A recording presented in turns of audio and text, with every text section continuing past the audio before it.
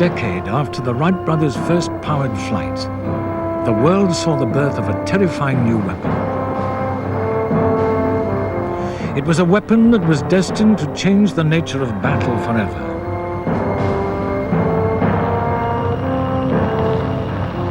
The aeroplane went to war.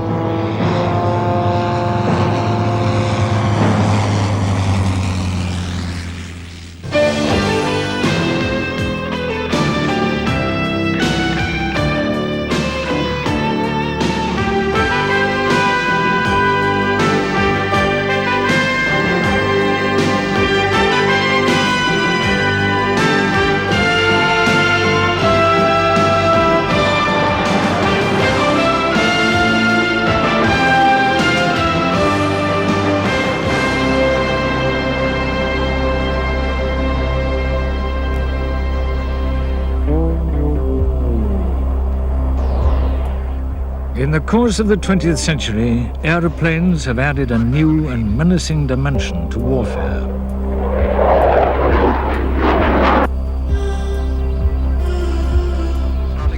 Technical progress has been swift.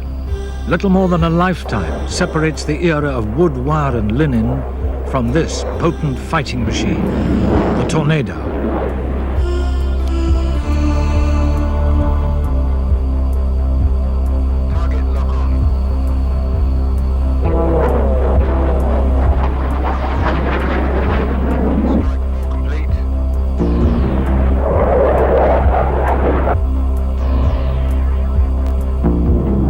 Today they fly at supersonic speeds, but their purpose remains the same as their forebears 80 years ago, to destroy the enemy. The Wright brothers saw the potential of their aeroplane as a platform for military observation. The first people they tried to sell it to were the armies of the United States, France, and Great Britain.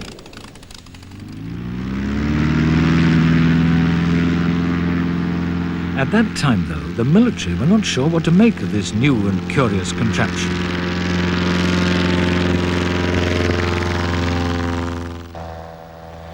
But soon they began to see its potential for reconnaissance.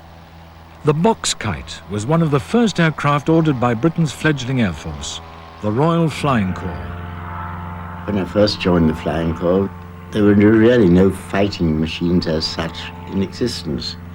In fact, in our squadron, when it was being formed, they were nearly all machines that had been requisitioned from either private owners or civilian flying schools. In those days, the Flying Corps was extremely small. Nearly all the pilots were officers from army regiments who'd ridden horses, had money, and thought it would be a good idea to go in for a new branch of science, like flying. And so there were very few other ranks who had any chance of getting flying training.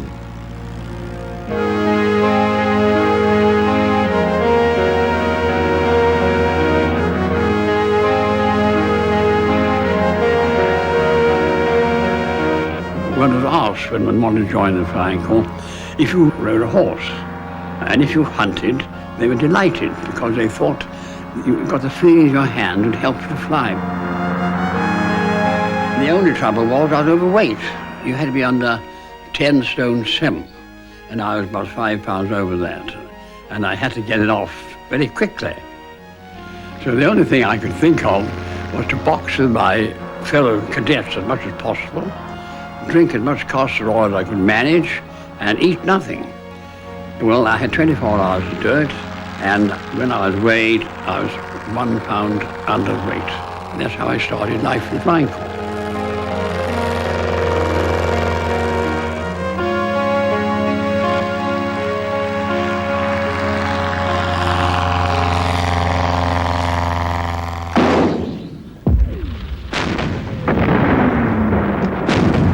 At the outbreak of the First World War, commanders were presented with a bewildering array of new weapons: long-range artillery, machine guns, and the aeroplane. The only role they thought suitable for this new machine was reconnaissance, observing enemy troop movements and spotting for artillery.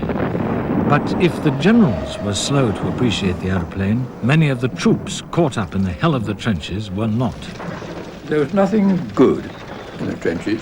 You can just imagine the stench of rotting humans. There were rats all over the place eating dead bodies.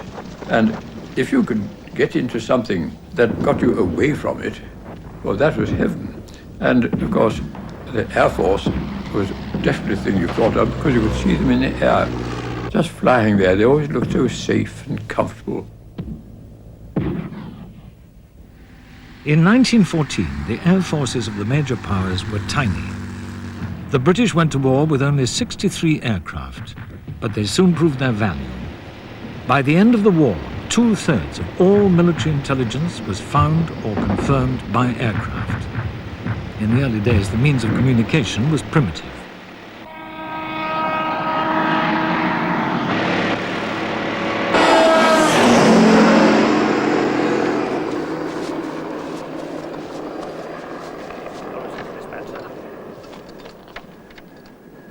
Right, we better get this back to HQ as soon as possible. For the early naval pilots like Wolfram Eisenlohr, getting information back quickly was even harder. If the news was important or urgent, we carried messenger pigeons with us on board, as we had no radio at that time. We wrote our report on a small piece of paper. This was put into a metal tube that was fastened with a clip onto the foot of the pigeon. Then the pigeon was thrown out, and usually they arrived safely.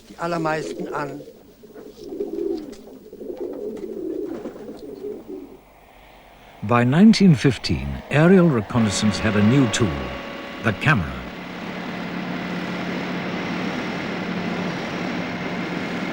Photographs of the front were rushed back and minutely analyzed. They provided valuable information to the army commanders. Throughout the war, reconnaissance remained the most important task of air forces on both sides.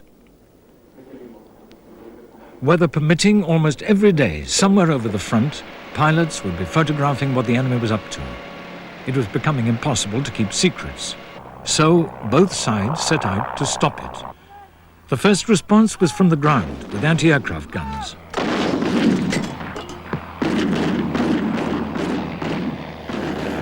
But soon the pilots began to arm themselves. Thus aerial combat was born. We started off when I first went to France with just an ordinary rifle for the observer. And pilots very often had a pistol, hard enough to hit anything with a machine gun, let alone with a rifle and a pistol. It was pure luck, really, whether you hit anything or not. It was a very clean, nice war. We used to return any luggage or baggage when we shot out a German. Used to fly over and take his stuff back to top of the German aerodrome. And they did the same for us. But later on in the war, things changed a bit, I think. Became rather less gentlemanly. In the early months of the war, the French led the way in military aviation. Their air force was rapidly expanding, and they were the first to fit a machine gun onto an aeroplane. They put it on the top wing, but it was a clumsy affair and difficult to operate. What the pilots wanted was a fixed gun that fired forward, so that they could aim the whole plane at the target. Roland Garros came up with a solution. Garros, a Frenchman, fitted up a deflector behind his propeller so that he could fire straight ahead. He used this on the Germans and shot down 4 or 5 of these Germans in fairly quick order. This put the Germans in a great state of dismay. And they turned to Fokker and they said, "You must give us something that we can fire through the propeller."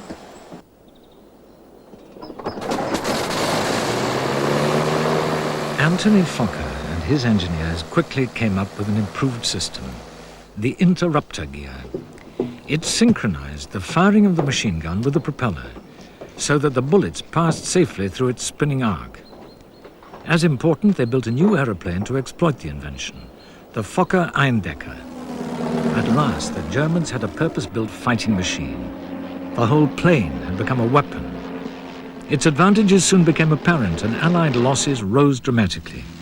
The period became known as the Fokker Scourge. The Fokker Scourge arrived about the end of 1915, but it was really horrible, because this wonderful Fokker firing through the propeller was something completely new to us, and it did a lot of damage, shot down a lot of our machines. The speed was faster than anything we had got. So much so that I found myself writing home to my parents to try and reassure them on the subject by telling them the exact opposite. I wrote and said the Fokker was not a menace at all, which was a lie. With the formidable Fokker, the Germans were winning the air battle. They pioneered many of the principles of air combat, devised new tactics and formed specialized fighter squadrons. Architect of their success was Oswald Bölker, an ace who was soon to have 40 victories to his credit. His friend Max Immelmann was another ace who gave his name to a spectacular air combat maneuver. In the dogfights over the Western Front, the Germans demonstrated Bölker's tactics with great success. Attack whenever possible from out of the sun. Seek an advantage before engaging the enemy. Get behind and close before firing. If the enemy dives to attack, turn and face him. Don't fly away.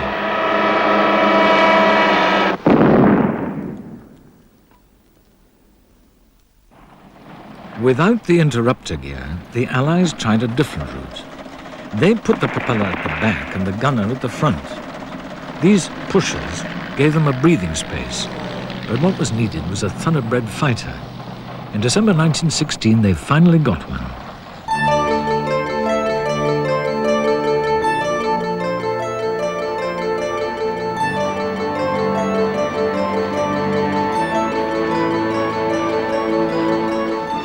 The Sopwith Pup was one of the first British fighters with a synchronized machine gun firing through the propeller. It was fast, extremely maneuverable, and adored by its pilots.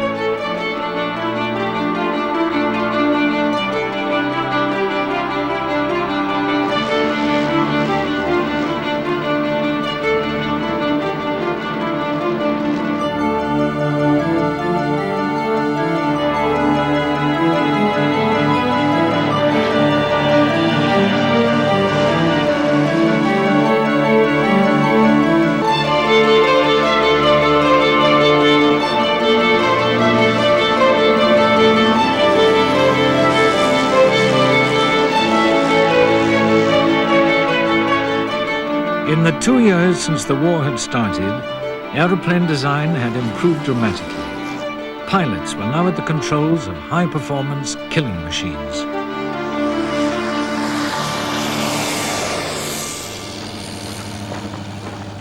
In 1916, the Allies had a majority of almost 2-to-1 in aircraft, and the German industrial machine was at full stretch to try and keep up. It was a period of rapid technological change. The balance of advantage was constantly shifting from one side to the other as new aircraft were introduced.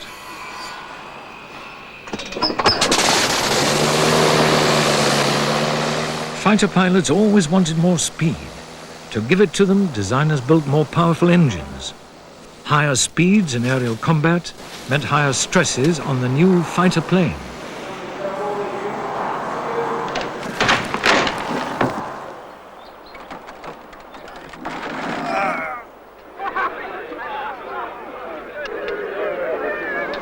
In the war at sea, both sides had been exploring what use they could make of the aeroplane. In 1916, the Germans demonstrated how vulnerable ships were when they sank a Russian destroyer. The first plane dropped 4 bombs on each of these 2 destroyers, but both times they fell short and missed. So I learned this lesson and dropped all 8 bombs on 1 destroyer. The 5th actually hit, and the ship was damaged, so that it sank.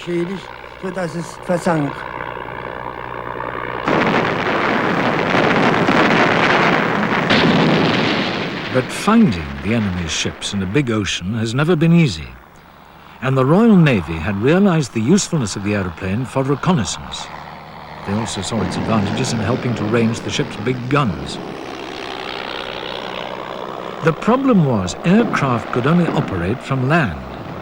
So experiments were made to see if they could take off from a platform on the ship's guns. In those days, it was very difficult to get a machine safely off the turrets of a battleship because the Navy didn't understand it really. They didn't know what to do, and you had to have the wind blowing directly down the turret platform, because if you didn't get it blowing down the platform, you just rolled off to the side.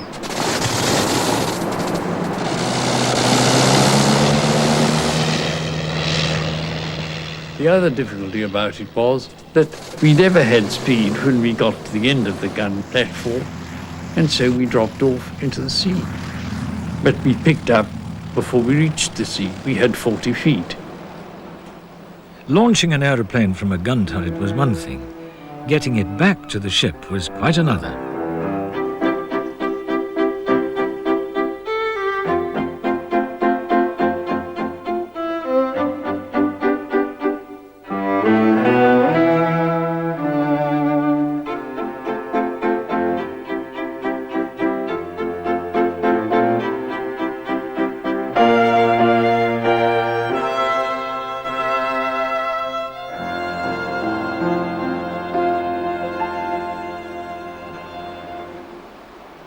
Finally, the Navy adapted HMS Furious, a battle cruiser, by building a special deck at the bow of the ship as a runway for the aircraft. But there still remained the problem of where to land. We'd fly off the Furious. At the end of the sortie, we had no alternative but to ditch our aircraft in the sea. You landed a bit high over the waves. The nose would pitch in and then would settle back into the angle of about 45 degrees. And then you'd hop up and sit on the tail. The destroyer would come up alongside you, and on a calm day, you'd put your foot in the rope fall and you'd be hoisted up and you might not even get wet. Because other days when it was much more stormy, you might get very wet indeed. And we didn't bother about the aircraft that went to the bottom of the sea. The pilot was the important thing. Quite right, too. After all, the aeroplane cost no more than a 16-inch shell, but it was a dangerous business. So the Navy decided to hold trials to see whether or not a plane could land on the short deck on the bow of HMS Furious. The first pilot to land on the 2nd of August 1917 was my CO, Squadron Commander Dunning. And there were little rope toggles, one on each wingtip, and our job to run under the aircraft, seize the rope toggle, and then the pilot would cut his engine and we'd haul it down. There was a terrific sort of stir when this first successful landing happened. It really was an historic event. 6 days later, Dunning was to do another landing, and this time he came in a little too high. He waved to us to get clear. He was going to go round again. He opened his engine up and choked it a little. The aircraft stalled and cartwheeled over the side. And really, by sheer misfortune, he actually was drowned. Dunning, though, had proved that the concept could work. In 1918, the Royal Navy took delivery of HMS Argus. The age of the aircraft carrier had dawned.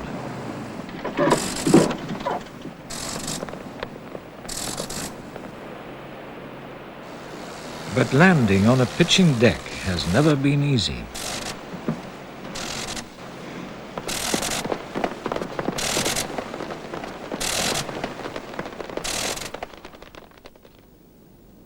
On the Western Front, the aircraft lined up against each other could now be counted in their hundreds.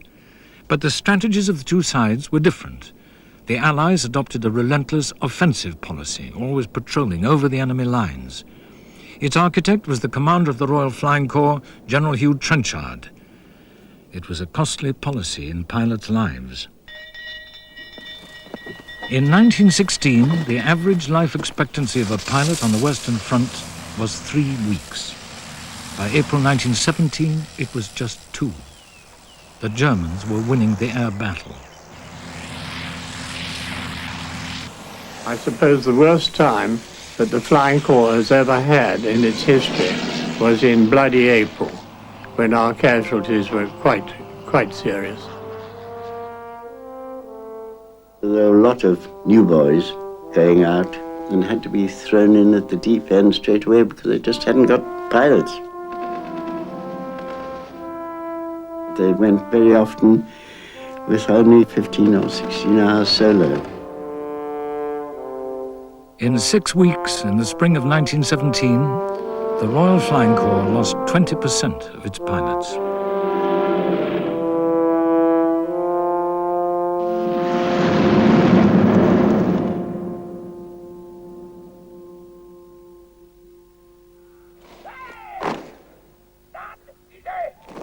The horrendous losses meant that new pilots had to be trained quickly. In Britain, the training was often hurried, and in the early days, not always appropriate. What the pilots needed was to learn the principles of air combat. It wasn't until August 1917, when a new and rigorous system of flying and combat training was introduced, that the situation improved.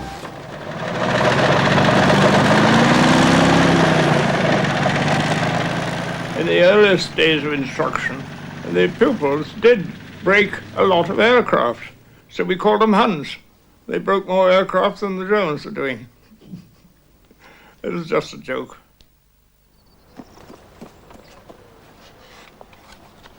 Once the pupils had learned how to fly, they were sent off for a gunnery course. There they learned the art of deflection shooting on some ingenious contraptions.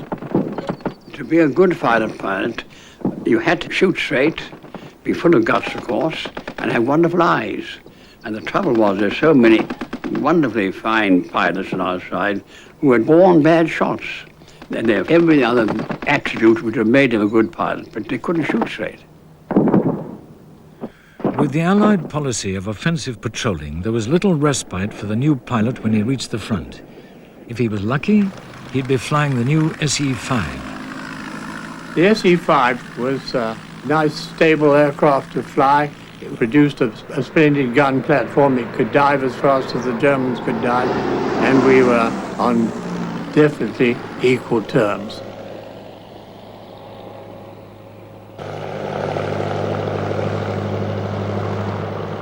Nobody ever liked the dawn patrol.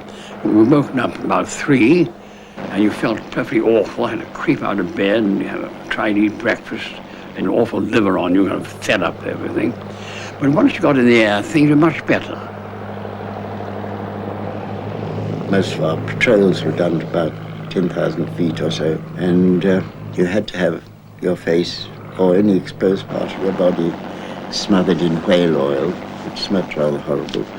But if you didn't, you'd get frostbitten, and that was a court-martial offense. Usually we were up before the Germans, I think. We probably got up about half an hour earlier, because they seemed to appear later.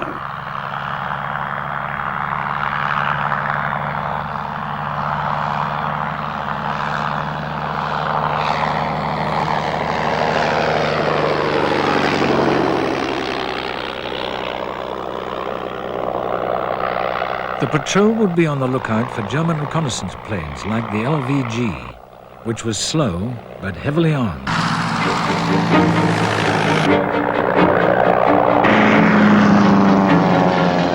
Personally, I would always wish to attack from above. Height gave you speed. You could dive and maneuver, fast turns and so on, and the other fellow couldn't attack you.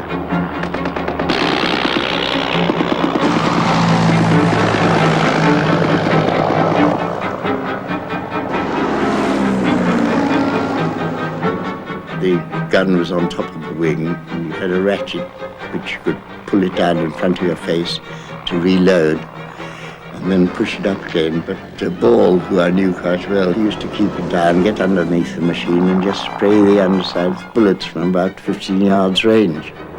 The Germans weren't able to do anything because he was invisible, and he brought down quite a lot of machines in that way.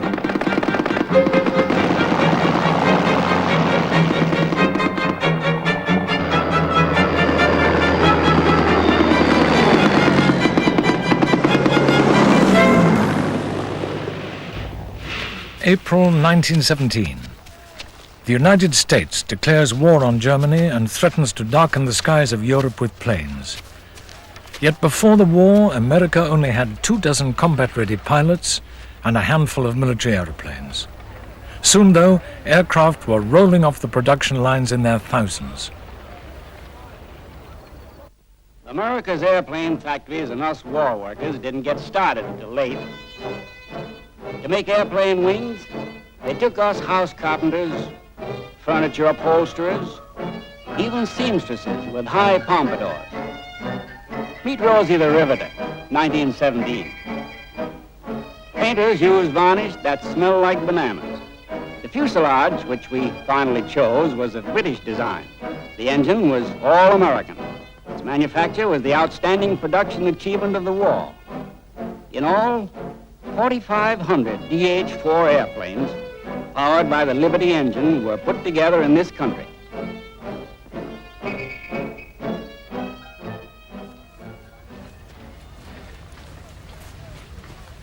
A massive recruitment campaign was launched for pilots to fly these planes. By the end of the war, more than 10,000 American pilots had been trained, many by the British and the French. Some American pilots were already fighting in Europe. They had joined a special French squadron known as the Escadrille Lafayette, and they passed on their combat experience to their countrymen. The American pilots had their first successes in April 1918. By Armistice Day in November that year, they had shot down 850 Germans. New aces were coming to public attention, men like Raoul Lufbery and Eddie Rickenbacker, who was to finish the war with 26 kills. A lot of aces liked to paint their aircraft in gaudy colors. In a war where hundreds of thousands of men died anonymously on the ground, a few became national heroes, even legends, for their exploits in the air. By far the most successful ace of the war, though, was Baron Manfred von Richthofen.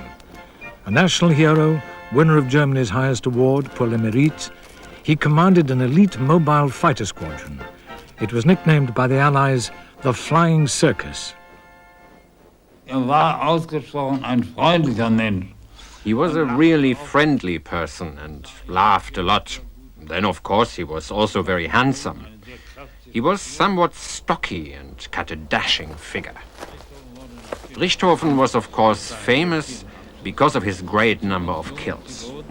For us as young pilots, it was a tremendous incentive to always do what he suggested and what he demanded. We talked about him, and slowly he became something of an idol.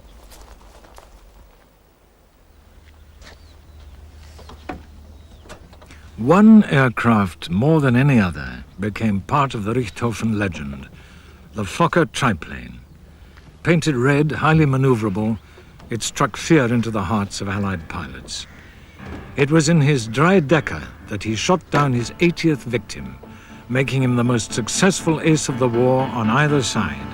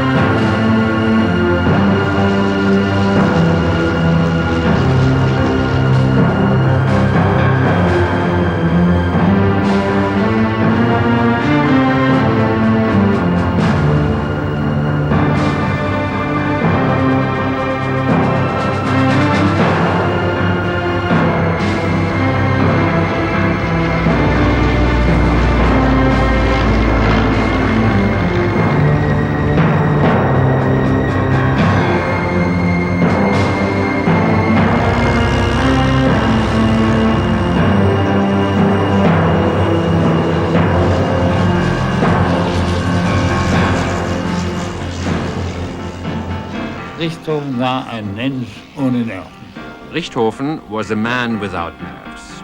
Otherwise, he could not have done what he did. We were frightened, I admit it. And he said, "What are you waiting for then? It's very easy. Get on with it and shoot." But for us, this was very hard. His great tactic was that because of his good eyesight, he recognized the enemy in plenty of time. Then he could work out exactly how to fly in order to achieve surprise. Naturally, straight out of the sun.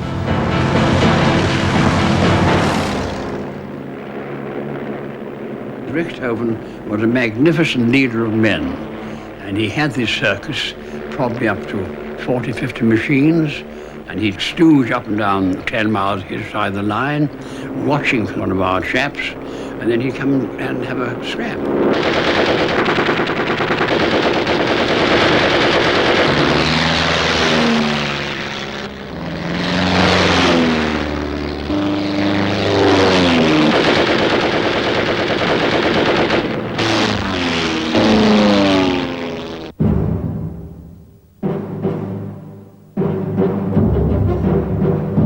By 1918, the aeroplane had come of age as a fighting machine, and enormous dogfights unfolded above the trenches. The battle was for command of the skies.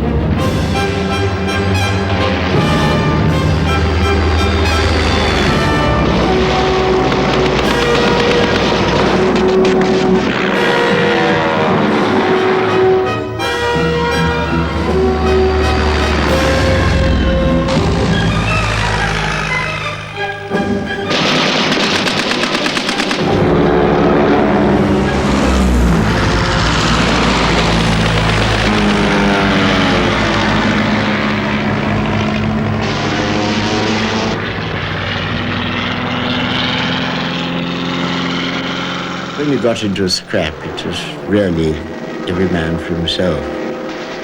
Things were wild, and it was a question of dog eat dog. You got him or he got you.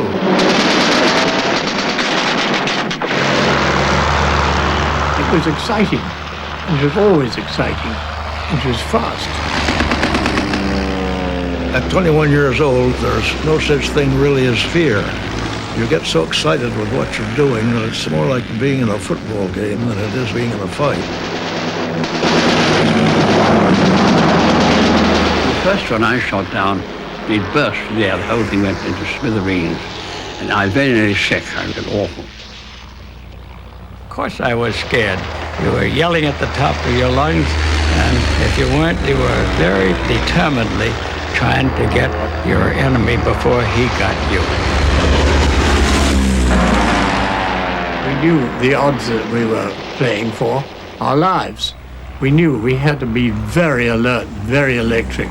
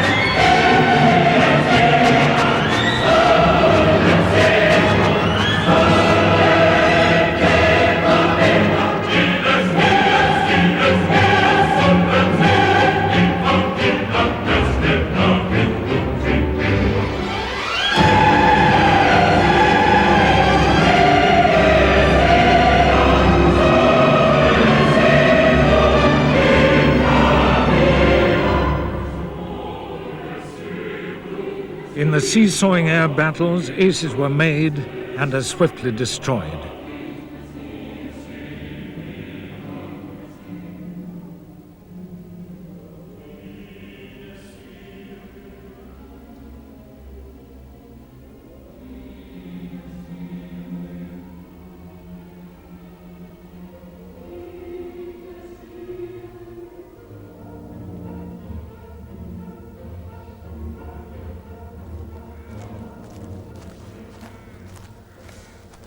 Not even the great Richthofen escaped. There is still argument about who shot him down. A Canadian pilot, Roy Brown, was firing at him when he crashed, but so was some Australian infantry. Soldiers stripped his famous triplane for souvenirs. But such was the legend of the man. The Allies gave him a funeral with full military honors.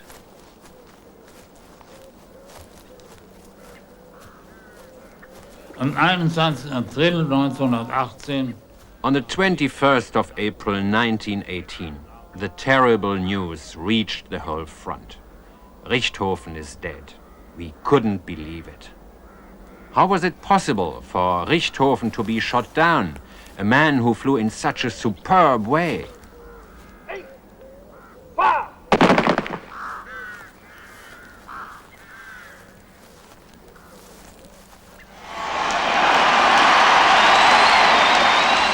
On November the 11th, 1918, the war ended. In its 4 terrible years, the air forces had changed out of all recognition. The British now had the first independent air force in the world, the Royal Air Force. It was also the biggest, with 22,500 aircraft in 200 squadrons. But the cost had been high. Britain alone had lost nearly 9,500 pilots during the 4-year war.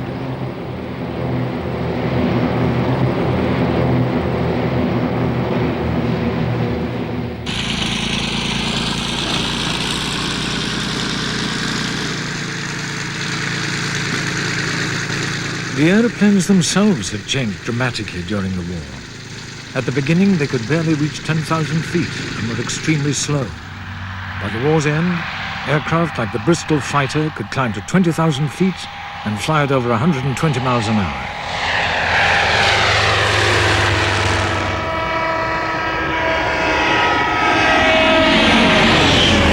Fast, maneuverable, and heavily armed, the Bristol fighter embodied all the technical progress of 4 years of war.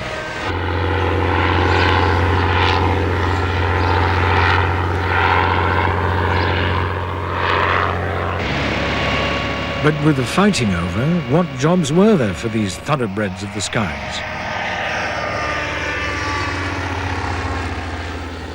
In 1920, Trenchard, now the Royal Air Force's new chief, found a role for his young service in helping to police the British Empire. A revolutionary tribal leader in Somaliland, known as the Mad Mullah, had established himself firmly in the country and now began to harass British troops. Trenchard seized the opportunity to demonstrate the advantages of air power.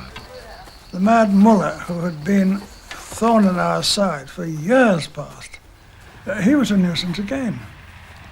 Well, the army would have required 2 divisions to go in and do it.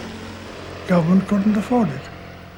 So the Secretary of State asked Trenchard, "Can you help us to reduce the cost?" Trenchard used 1 squadron.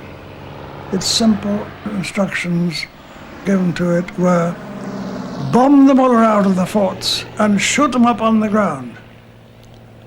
The war lasted 6 weeks, at the end of which the Mullah was dead. His followers were scattered all over the place, and the Secretary of State in the House of Commons said it was the cheapest war in the history of warfare. For the next 10 years, most countries cut back on defense spending. Consequently, advances in the design of military aircraft were slow. Okay.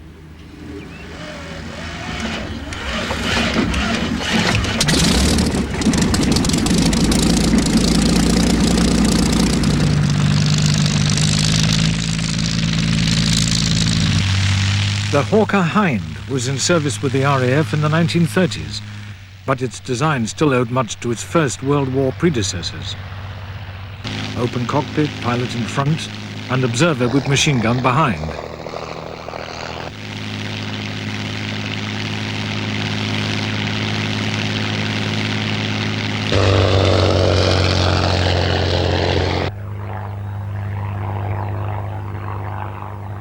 The Hind was sturdy and reliable, but the toughest enemy it had to face were Afghan tribesmen on the northwest frontier.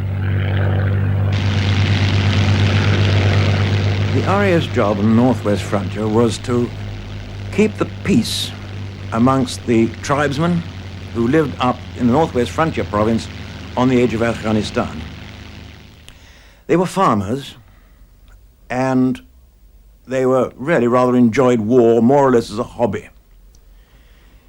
They nearly all were armed, all the men were armed, and from time to time they would take some kind of offensive action either against each other or against the police post, and then we would be required to do something about it.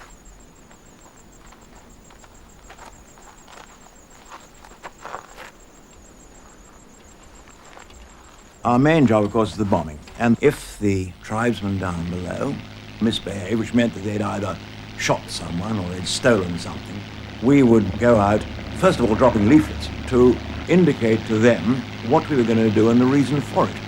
That would, with luck, bring them to heel. If not, you knock down one of the villages. The leaflets gave the tribesmen 48 hours' notice to evacuate their village.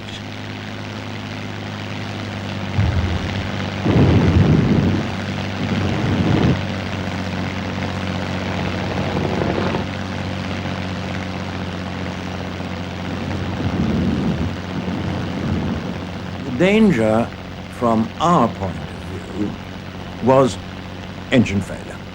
If you bailed out in your parachute, then of course you were likely to find a lot of extremely angry tribesmen down the bottom who were not going to welcome you with open arms. They might hand you over to the women of the tribe who would do some extremely nasty things to you. We carried what was called a protection certificate. That promised enormous sums of money if they would bring you in, and there was a sort of graded thing that if they brought you in alive and complete, then they got more money than if they brought you in dead or suffering, shall we say, from sudden surgery.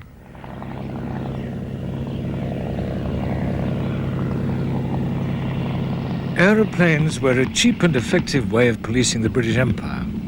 But across the Atlantic, the struggle was going on to get recognition for air power as a distinct form of waging war. Its champion was General Billy Mitchell, a flamboyant veteran from the First World War. To prove how effective air power could be, he laid on a number of bombing demonstrations. The targets would be some captured German warships. For the tests, Billy Mitchell hastily assembled a force including some Navy flyers which he trained at Langley Field, Virginia. He taught them the same bombing techniques which he had learned in World War I.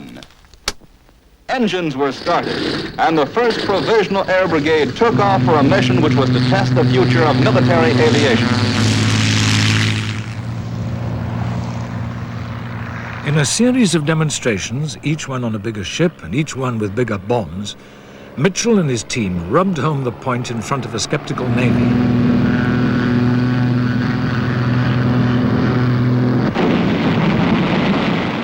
They sank a U-boat, a destroyer, a light cruiser, and then, most spectacularly of all, a battleship, the Ostfriesland, with its 4-layered armored hull. Billy Mitchell was so fully sold on the use of aircraft in war that he became unpopular both with the infantry people and with the naval people. He was convinced that the next war would be fought chiefly in the air. And he was pretty nearly right. I think that's the best way to describe Billy Mitchell. He was ahead of his time, let's put it that way.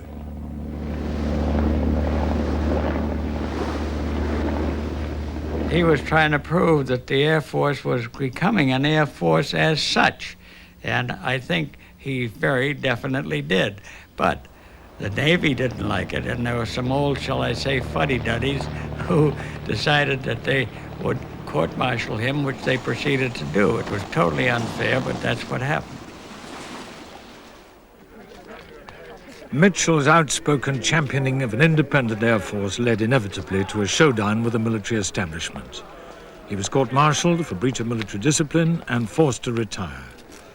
But even as a civilian, he went on arguing the case for air power.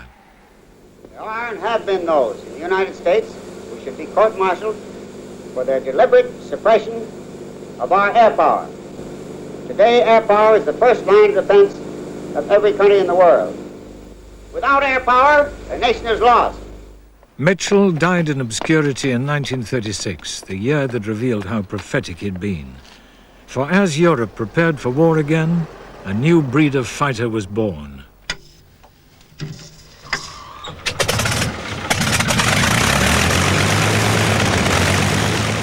Streamlined and powerful, these fighter planes were to confront each other in 1940 in a deadly duel for air superiority in the skies over southern England.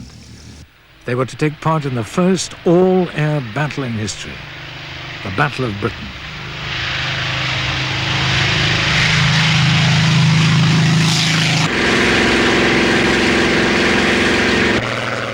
There was the Spitfire, perhaps the most glamorous of all the Second World War fighters. It was armed with 8 machine guns. It could fly at over 400 miles an hour.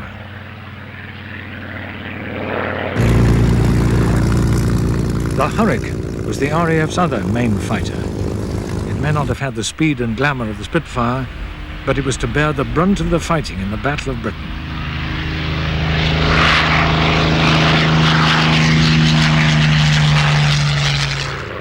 The German counterpart was the Messerschmitt 109. Fast and well-armed, it had already proved its worth in the German blitzkrieg across Europe.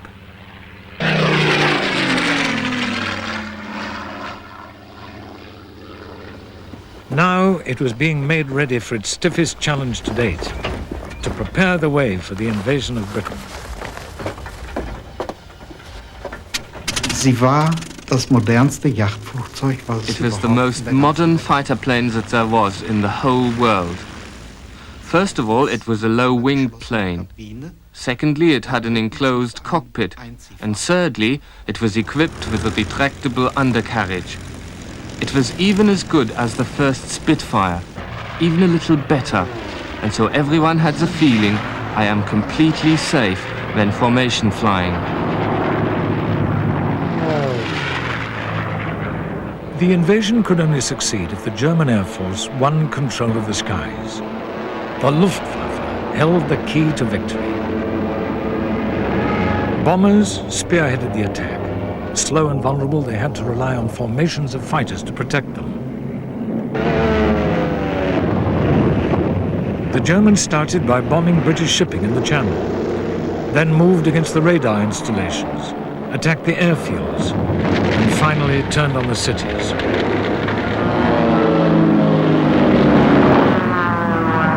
Our main object was to get in quickly to shoot a bomber down before their 109s attacked us.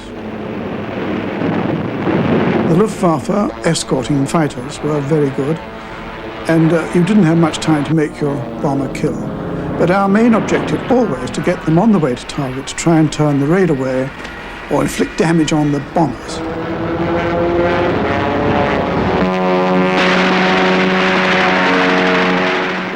Is not generally appreciated is that if you did keep your finger on the button, your ammunition would expend itself in 14 seconds. You've got about 6 2-second bursts. And so I didn't start firing until I was very close.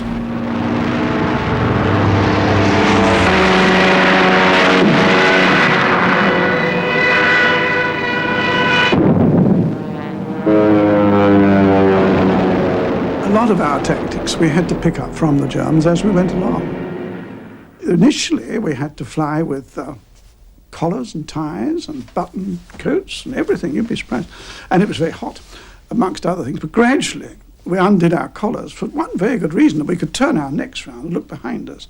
We learnt to weave. Instead of flying into tight formation, we learnt to weave from the Germans again.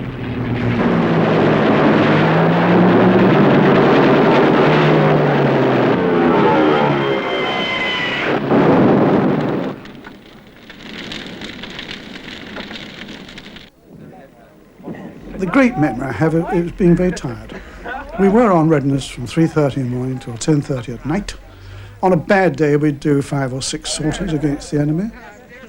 We never had enough pilots. We had pilots, but they weren't trained. They only had flown, say, 8 hours on a Hurricane when they came to the squadron, which is like the average youngster today getting in his sports car, not knowing where the gear lever is.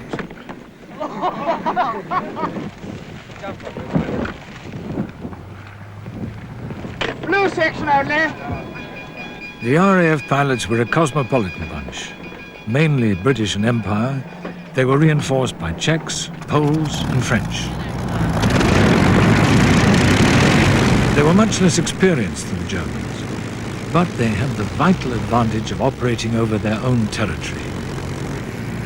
Radar gave them warning of enemy attacks and allowed them to scramble at the right moment without having to spend too long in the air or burn too much fuel.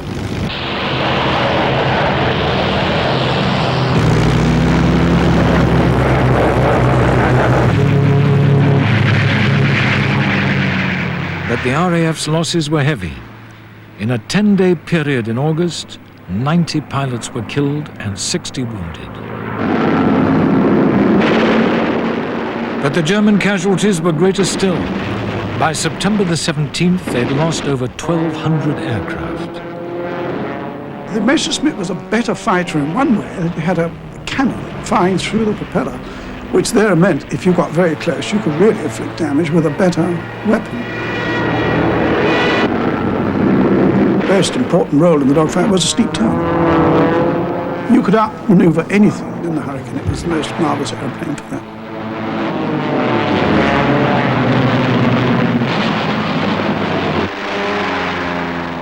You lost a lot of friends. This is the awful part of it. You become colder. You don't become so warm a person because you're afraid to make friends because you're going to lose them. And if you flew long enough and often enough, you gradually saw more.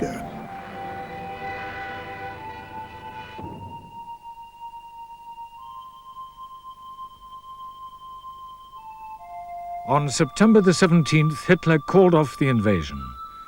The Luftwaffe continued their attacks for many more months, but they had lost the battle. Air power, as Mitchell and Trenchard predicted, had saved a country. The Battle of Britain, it completely exonerated Trenchard, because he said all along there would come a day when this country faced air power, and he was right. Because whatever else you like about the Battle of Britain, you've got to remember one thing. It is the only battle ever fought in the air without the Army and Navy which changed a whole war.